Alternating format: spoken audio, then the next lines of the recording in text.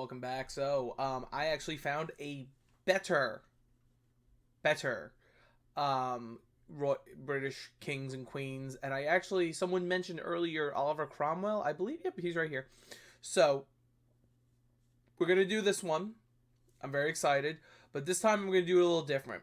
So, what I'm gonna do is when I start a certain house, I'm gonna say what house that is, and then I'll talk about each monarch. Charles III is not on this list, though. This is clearly an older list.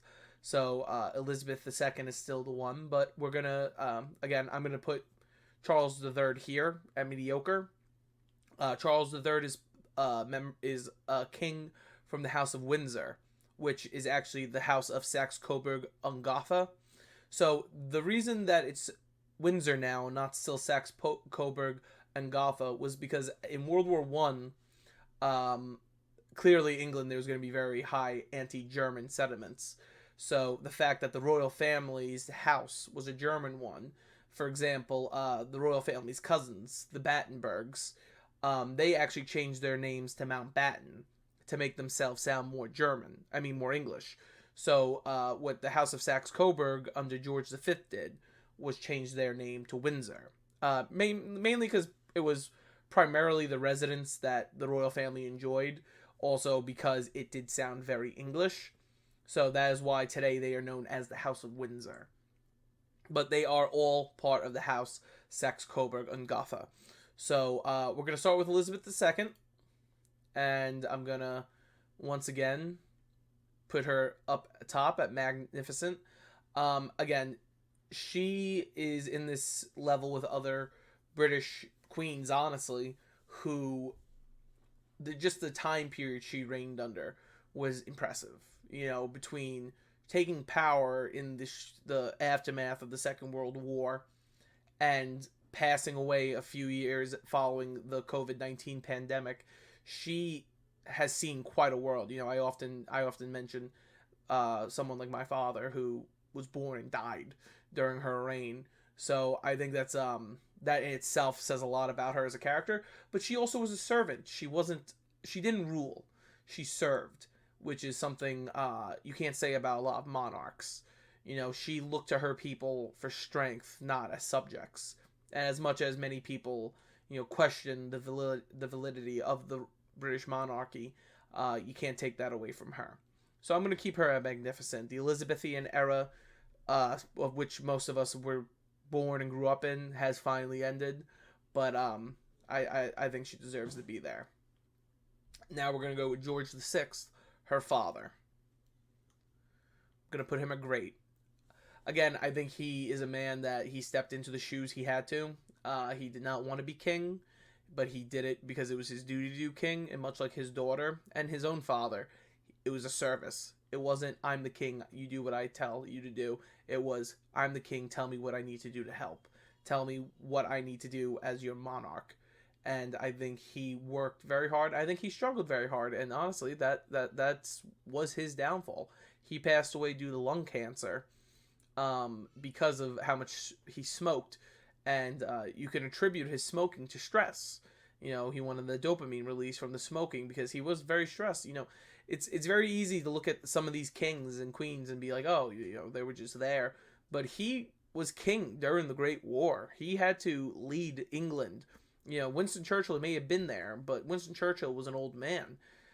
George VI was the king. He made the decision to not flee to Canada. He stayed in England and he ruled, and he was the face of the British war effort, and he stayed there with all of his monarch cousins who had fled for protection to England. So I think he stays there great because he stood by and he struggled. I'm going to put Edward VIII there. You all know my opinion on Edward VIII if you're returning to this channel. If not, I believe Edward VIII was a petty child. I believe he put his own whims above that of his country, which I'm not sitting here saying that's not fair, but when you were being bred your entire life and then have the audacity to say, I deserve this even under my terms, I don't think that was fair. I think he was very selfish. I think he put the royal family in a very compromising position through his friendship with high brass Nazis such as Julius Schleicher and honestly Adolf Hitler himself. He visited Berchtesgaden. He visited Dachau, the concentration camp. He he to a certain level knew more than most. So I believe he goes there. I think he's honestly a stain on the royal family, if anything. I know we like to think about the story about him and Wallace Simpson, this beautiful love story of these two lovers. It was very far from the truth. Actually, there's more evidence that says Wallace really didn't like him that much, but, he gave up being king for her. So, yeah. George V. I'm going to put him at good. I have a lot of respect for George V. He was actually the man who asked, if you've watched our Ireland series, he's the man who went to Lloyd George, the prime minister at the time, and told him enough with the black and tans and the terror that the British military was conducting in Ireland. George V was definitely the monarch England needed in that time. World War One, whereas I often reference a line that Matt Smith playing Prince Philip says in The Crown, where he says, as the Tsar of Russia and Kaiser of Germany were showing off their might to Europe, the Queen's grandfather was sitting at home collecting stamps.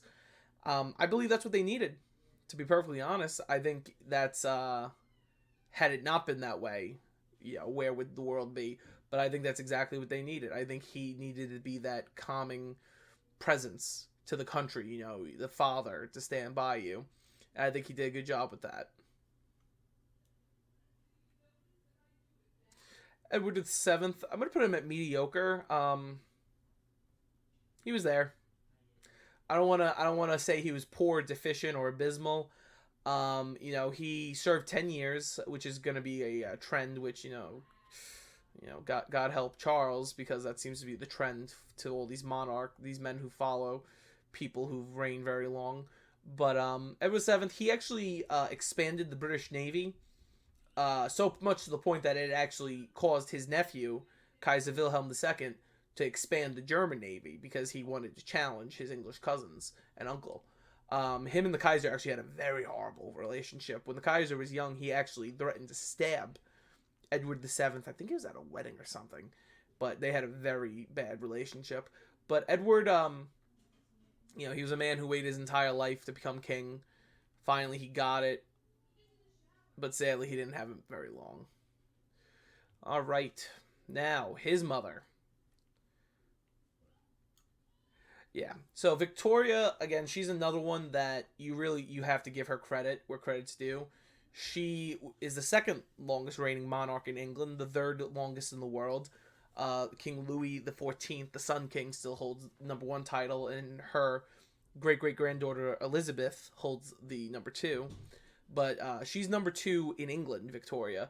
She reigned from the 1840s until about, I believe, 1901. She's the kind of the start of the servant over the served. She wanted to be a different kind of monarch, but a little bit of a stick got put in her wheel when her prince consort, that would be Prince Albert of Saxe-Coburg and Gotha, passed away. She's actually the last of what we know as the Hanoverian kings. So Elizabeth, George, Edward, and Edward were Saxe-Coburg / Windsors. Victoria is our first Hanoverian. And I'll explain more about that when we get to the first Hanoverian. But Edward was actually the first Saxe-Coburg and Gotha or Windsor king. But Victoria reigned over such a period. She reigned over the largest expansion of the British Empire. And honestly, as the Irish in me doesn't want to give her credit for it, but she did. She ruled over a large swath of land. And, to this day, you go to places in Africa, Australia, India, there's still statues of her to this very day. William IV. William IV was Victoria's uncle. This is going to be weird because the next two are brothers. But William IV was, I believe, the third oldest son of King George III. So William the Fourth was actually not supposed to be king. Unfortunately, his brother's only child had passed away, and so did his child. So that's what made Victoria, who was his brother's daughter, the heir. He um, he was very different from his brother. William was he was in the military. I believe he served in the Peninsula War against Napoleon Bonaparte and the French Empire. He was kind of this ease that needed to come in. One of his prime ministers was actually Arthur Wellesley, the Duke of Wellington, who won the well. One is kind of a very over dramatized phrase. He was instrumental in the Battle of Waterloo. Had the Prussians not shown up, I doubt they would have won. But William IV was very much a good king. He kept order, especially in the chaos following the Napoleonic Wars. One of the biggest things that happened after the Napoleonic Wars was the collapse of Europe. Well, not Europe, so to speak. The collapse of the Holy Roman Empire.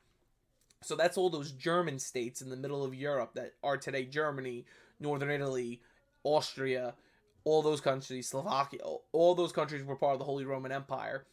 And during the Napoleonic Wars, Napoleon destroyed it after the Battle of Austerlitz. So William IV had to deal with all the Congress of the ramifications of the Congress of Vienna that his brother and father had agreed on and things like that. So he didn't serve very long because, again, he was just covering for his brother, who we're going to get into next. But he was a good king. He cared for his people. He did everything. He was very active in the governance of England. So I think he was a good. Now we're going to go to his brother, George IV. So George IV, he's again a Hanoverian. He was William's older brother. He was George III's eldest son.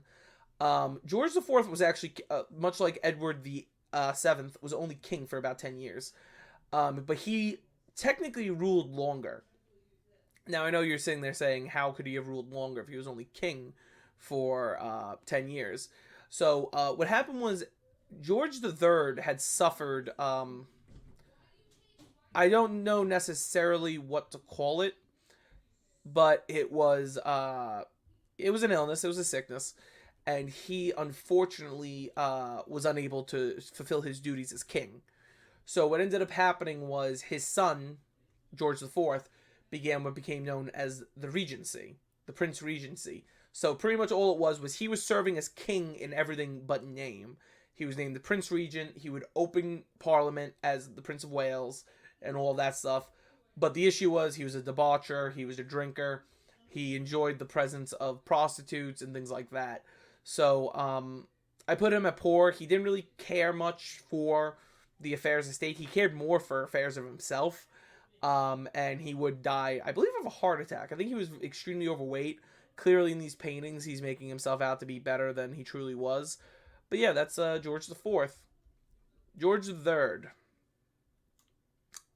Now, I know a lot of my American viewers are probably like, Tim, how can you put him there? That's the guy we fought against. And it's true. It is the guy we fought against.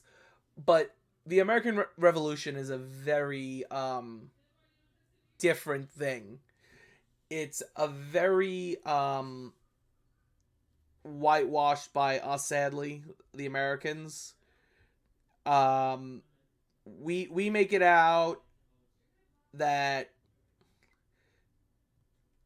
they kind of were unfair to us and this and that, but at the end of the day, we were paying taxes that were protecting us, to be completely honest. A lot of the taxes imposed in the aftermath of the 7 Years' War, which, of all people, George Washington started, was actually, they were taxes to pay for the war that was waged on our behalf. So, but he was a good king. He actually, I might have said Victoria was the one who ruled over the expansion of the British Empire, but George was really the one who started it. He's the one that, him and his grandfather were really the kingpins in the creation of it. He's actually the first English-born Hanoverian, too. And I'll get into that right now as I go into his grandfather, George II. George II was from Hanover. His father was Hanoverian. Hanover is today a state in Germany, but back then it was the Kingdom of Hanover. So until Victoria, all the Hanoverian kings held the title of King of Hanover because it was a patriarchal system that would only go to the males. So when Victoria became queen, the title actually went to her uncle Augustus. So he was a good king. He was very average. You know, he wasn't bad. He was. We're gonna see this pattern with him and his father. They didn't speak the language. They didn't really know the culture. He knew enough, but not enough. He was very. He relied on his ministers. He relied on all of them, but he, I believe, spent more time in Hanover than he did in England. So I put him at mediocre because he was kind of just, he got the title and he went with it. Really nothing more said or. But then we have his father, George the First. So George the First spoke completely German. Like he spoke some broken English. George the First was the first Hanoverian king. Now he was chosen as king. Not because, you know, his name was George or anything. He was chosen as king because his mother was related to the Stuarts, who was the monarchy before the Hanovers. Now, what happened there was all the remaining Stuarts following Anne were all Catholics. And as the monarch of England, you're also the head of the Church of England.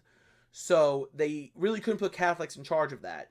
So they looked through the bloodline and they found the House of Hanover, where one of the Stuart sisters married into, that she was the next in line. But unfortunately, she did pass away, so George the First would become king. But George the First, like I said, didn't speak any English. So what ended up happening was he actually was the one who appointed the title of Prime Minister, the First Minister. He needed someone to help him. He didn't really know how to rule.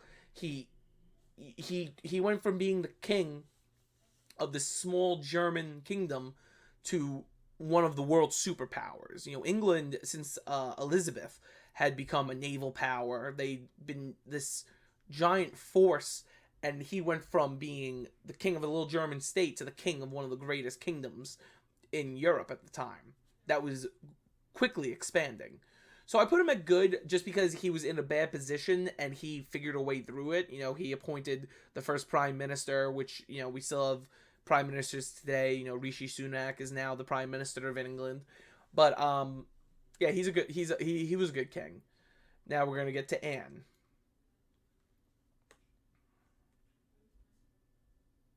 She was a mediocre queen. You know, it's very strange because a lot of people don't realize there was more queens than just Elizabeth, Victoria, and Elizabeth.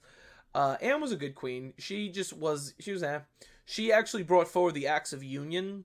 For those of you that don't know what the Acts of Union are, the Acts of Union is what combines Scotland and England into one nation.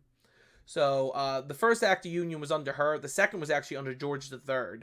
So that's why it's the United Kingdom.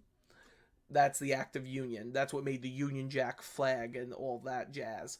But she was an okay queen. She was a very unhealthy person, though. She was very overweight. You know, again, these portraits are going to be very nice because they were told to be very nice. But she was a very unwell person, and I believe she died very young. Then we have William III, which did he serve with Mary? He might have served. He was okay. Again, I consider him a placeholder king. He kind of just, he did what he had to do. He ruled the kingdom. They survived. You know, again, England had a lot of expansion in this time. Then you had Mary and James. Now, they ruled together. They had a rule during what became known as the Jacobite risings. This is things like the Battle of the Boyne, Battle of Culloden with the Scots and Irish. This was trying to get another king put on the throne. William was actually William of Orange. He was James III. So Mary and James had someone named James III. he was a Catholic and he wanted to take over England, but William III, who was William of Orange, who was a Stuart, had actually stepped in and said, "No, I'm going to be the king." And these three are all together. I'm not going to say their rule was bad. They co-ruled together and they did a pretty good job, if you ask me. But they were also really put in a poor position, and that's going to be by this guy, Charles II. Charles II was yeah, actually, I'm going to put him at deficient. Charles II kind of was a weird monarch because he was the first monarch brought back to England following the English Civil War. His father had screwed up big time and caused Parliament to raise soldiers against them and create the modern British Army. So he came back and he ruled, but he's also the one who set off the whole Jacobite rebellions and everything because he named James's heir his heir, and that's what set everything off, and that's what had this whole issue. That's because his mother was a Catholic, a French Catholic, and that made things difficult. Now, someone in my last video brought up this gentleman, Oliver Cromwell. Oliver Cromwell, I will put at abysmal. He was a Puritan extremist. He really cared not for what other people's opinions were. If you want, you could say he's House of Cromwell because the House of Stuart still has 2 more monarchs.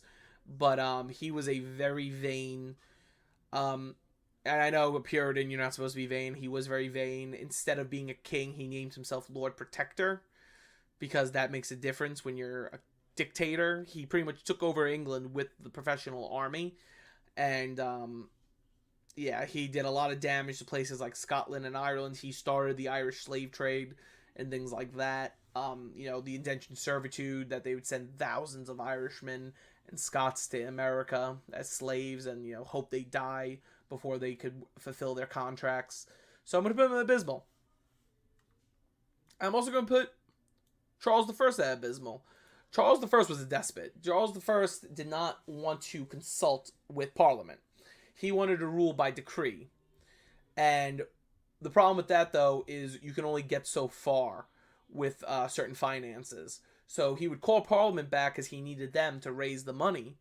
But they wanted certain things in return. They wanted expansion on Parliament's rights. They wanted things like that. And he didn't want that. And it infuriated him, so he kept dismissing them, then bringing them back, then dismissing them, then bringing them back. And then the last time he brought them back, they had enough of it. And they were like, we're going to war. Enough. And at the end of that war, he will actually be the only English king in the last 400 years to be executed by his own people. His father, James I, he was mediocre. He was alright king. He wasn't terrible. When it comes to Catholics, he was awful. He was the king during the famous Gunpowder Plot with Guy Fawkes. That was celebrated about 15 days ago, Guy Fawkes Night, on the 5th of November. He was actually Scottish. He was the first Stuart king. So what had happened was the Stuarts were actually the royal house of Scotland. They were actually ancestors of the Bruces, Robert the Bruce, who got Scottish independence. So before this, Scotland and England were 2 separate kingdoms. But when Elizabeth I died, she had actually had no heir. She's referred to as the Virgin Queen. And they needed someone to take over. So they went past Elizabeth up to her father, Henry VIII, and they looked at the bloodline, and they saw that one of his sisters had married into the Scottish royal family. And then they had a child, and her name was Mary, Queen of Scots. Now, Mary had a child, and that was James. I believe he was James III of Scotland, but James I. So when Elizabeth finally did pass away, James would be the chosen successor as king. And that's what brought him down. He was kind of a foreigner. Like, yes, he was from England, but he wasn't actually English, so to speak. So he was doing his best to rule in what he thought would get him and his family safest, especially after the way the Scottish nobility had executed his mother. So I'll put him at mediocre. You really can't judge these guys that well. when it comes to stuff like that. I just have to put her there. She expanded Elizabeth I. She's the last Tudor queen, the last Tudor. She had ruled over a golden age. England's trade empire began to build. Their naval empire began to build. You know, the British Navy became what it is under them. They finally proved dominance over Spain when they crushed the Spanish Armada in the British Channel. She ruled very long. Again, she was referred to as the Virgin Queen. She's responsible for the foundation of the New World. You know, the Virgin Queen, the Virginia Company was named after her, and the Virginia Colony was named after her. And then, of course, the first town was named after her successor, Jamestown, after James I. But, America would not exist without Elizabeth I blessing the voyage across the Atlantic. And not only that, she just ruled over a golden age of England where they grew to prominence again into such a larger kingdom. Her sister, Mary I. So Mary I was actually Henry VIII's eldest child. He had a few kids. Many didn't make it past childhood. Some were miscarriages. And Mary I was the first child. But she resented her father because her father, Henry VIII, had actually led the Protestant Reformation in England. And Mary had stayed strong with the Catholic Church. In fact, her husband was, I believe, the King of Spain. Or Prince of Spain. It was something. He was a very high royal in the Spanish kingdom. And that kind of enraged people. But at the same time, she wanted vengeance on the Anglican Church, so she tried to make the Catholic Church the Church of England again, and began to purge a lot of the Protestants out. She would have hangings, burnings, things like that, and that's what got her name, Bloody Mary. Edward VI. I'm just gonna put him at abysmal because he didn't rule. He had a regency.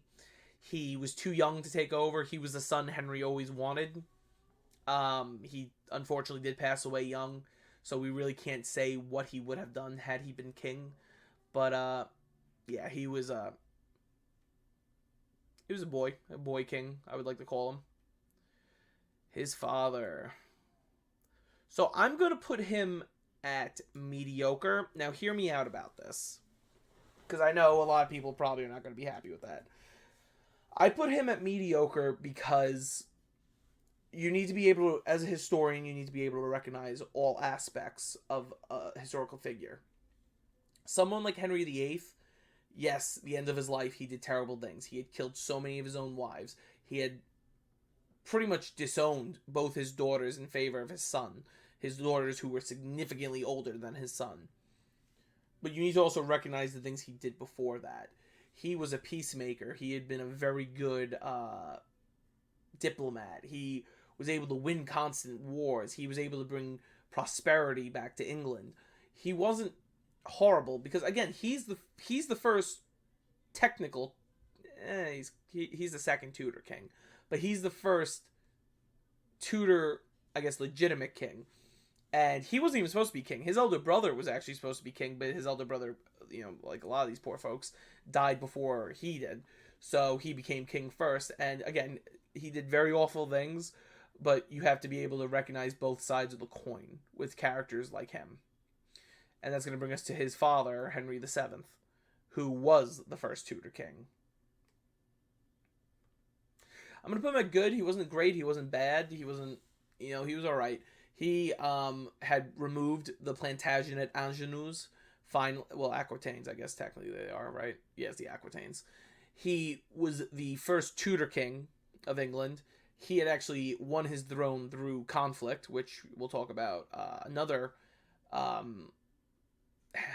Henry who did the same thing, but he will be the one that removes Richard III. He will unite the houses of York and Lancaster. And Henry will actually be the first, even though he's a Tudor, he's the first York-Lancaster heir, which is pretty cool. Yeah, I said it. Yeah, Richard III, mediocre. I think Richard is very misunderstood by history. I think a lot of the anti-Richard things come because Henry VII wanted him villainized as much as possible. I think Richard III, I don't think he was evil. I think he was a politician, which, everyone can have their opinions on that. But at the same time, I think he knew how to finesse the system. I don't think he killed his nephews. I find there's more evidence that the Duke of Buckingham did that than Richard. I think he's definitely a misunderstood character from history. I think history has done him a great wrong in that aspect because we've trusted the words of people like William Shakespeare, who was living in the court of the Tudors. So you really couldn't be honest about your feelings about people because, the Tudors don't want to hear that Richard III was a good person. Edward V, that's one of the princes.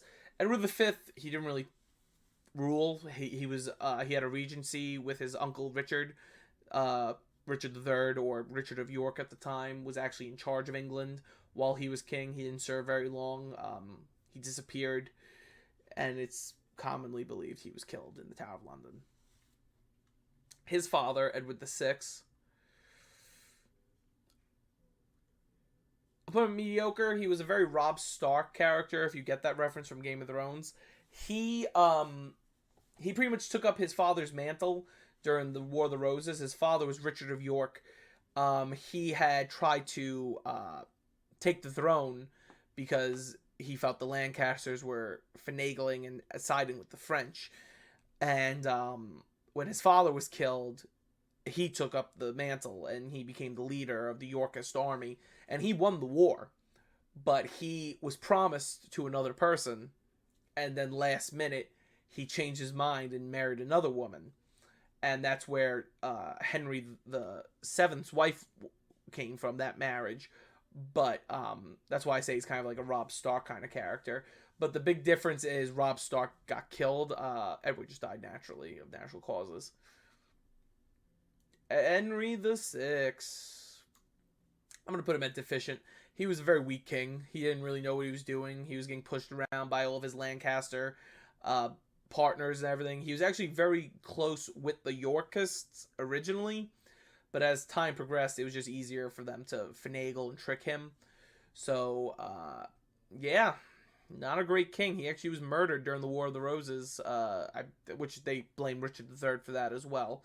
But which honestly, he probably did do it because it was just a threat to have him running around.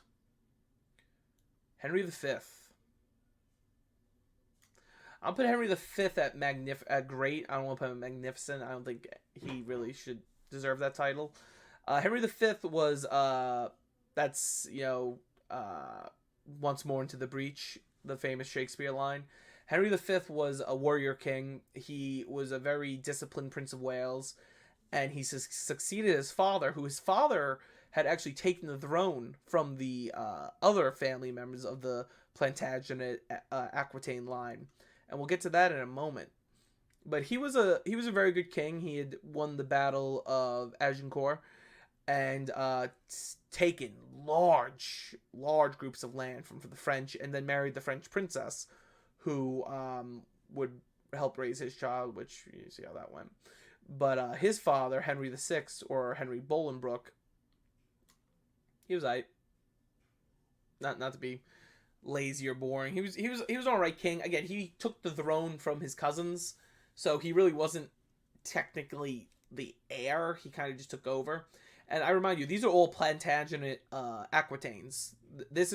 They are going to be the dynasty with the most people in it. They're going to be the longest dynasty. Also, just a heads up, I'm going to stop with the first Plantagenet instead of going all the way into the Wessex kings and things like that, because I don't think any of us got time for that. So Richard II, another boy king. He was very spoiled, didn't know how to rule. Edward III wasn't the best. I'm just moving it along quicker so we get some of the good ones. Edward II was very poor. Edward the First, or better known as Edward Longshanks, the Hammer of the Scots. You see a movie like Braveheart and you think, oh, this guy was awful.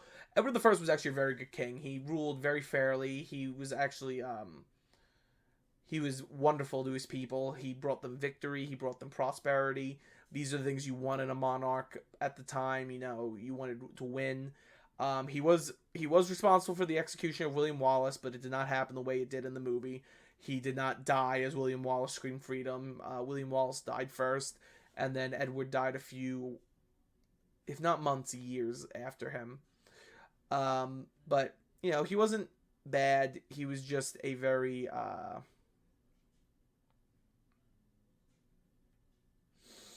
he was an aggressive king. He fought wars to win, so to speak. All right, Henry III.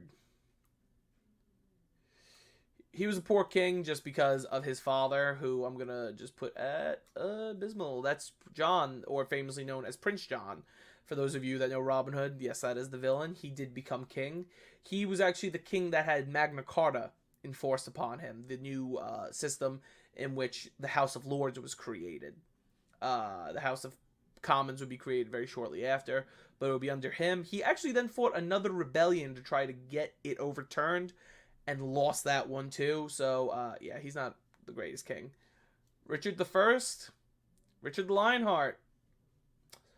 I'm going to be putting him at poor too. I think the Aquitaines and Plantagenets were very good at PR, and I think by calling him Richard the Lionheart, it made him seem a lot better than he truly was as a king.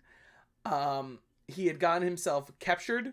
He had gotten himself defeated, and at the end of the day, he got killed by either a boy or a cook during a siege in France.